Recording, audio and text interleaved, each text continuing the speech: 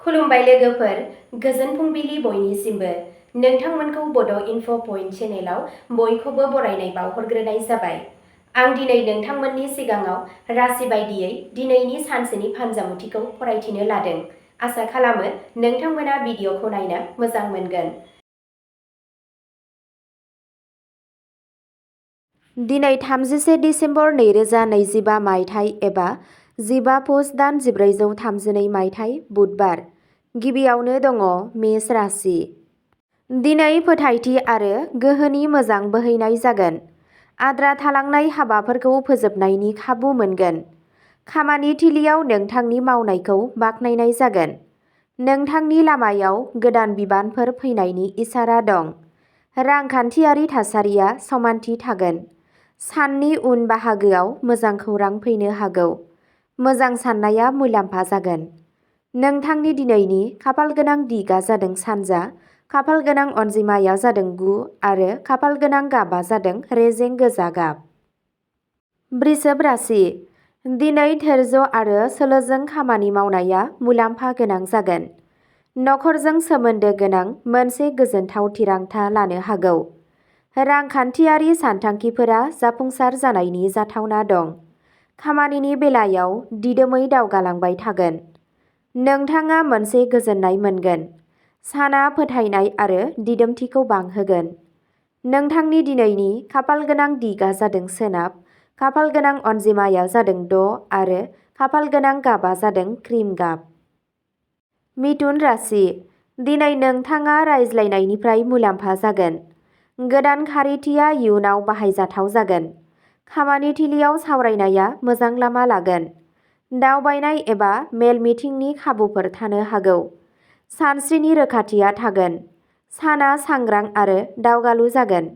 नोंथांनि दिनैनि खाफालगोनां दिगा जादों साहा, खाफालगोनां अनजिमाया जादों 5 आरो खाफालगोनां गाबा जादों रेजें गोथां गाब। कर्क राशि। दिनै गोसोआरि समानथि लाखिनाया गोनांथार जागोन। नोंथाङा नखरजों सम बारहोनो खाबु मोनगोन। नोंथाङा सिगांनि मोनदांथिफोरनिफ्राय सोलोंनानै दावगालांगोन। रांखान्थियारि बिथिङाव सांग्रां जानानै थिरांथा ला। गोसोआ गोजोन मोनगोन। साना गावखौ साननानै नायनायनि थाखाय। नोंथांनि दिनैनि खाफालगोनां दिगा जादों सा-सानजा, खाफालगोनां अनजिमाया जादों 2 आरो खाफालगोनां गाबा जादों गुफुर गाब। सिंह राशि। दिनै नोंथांनि दैदेननायनि गुनफोरा सिगाङाव फैगोन। नोंथाङा नोंथांनि खामानि थिलियाव मान आरो बाख्नायनाय मोननो हागौ। गोनांथार थिरांथा लानो थाखाय साना मोजां जायो। रांखान्थियारि बिथिङाव जौगागोन। नोंथांनि गावजों गाव फोथायनाया गोख्रों थागोन। बे साना जाफुंसारनायनि जाथावना दं। नोंथांनि दिनैनि खाफालगोनां दिगा जादों सानजा, खाफालगोनां अनजिमाया जादों 1 आरो खाफालगोनां गाबा जादों सनानि गाब। कन्या राशि। दिनै सानथांखि गोनां आरो साजायनाय आदबजों खामानि मावनाया मुलाम्फा जागोन। नोंथाङा नोंथांनि खामानियाव गुदि बाथ्राफोरखौ गोसो होगोन। डकुमेन्टफोर एबा लेखा बिलाइफोरखौ फोजोबनो हायो। नोंथांनि गोसोआ साजायनाय आरो एकाग्र थागोन। नोंथाङा नोंथांनि खस्थ'नि थाखाय मोजां फिथाय मोनगोन। साना दावगानायखौ दिन्थियो।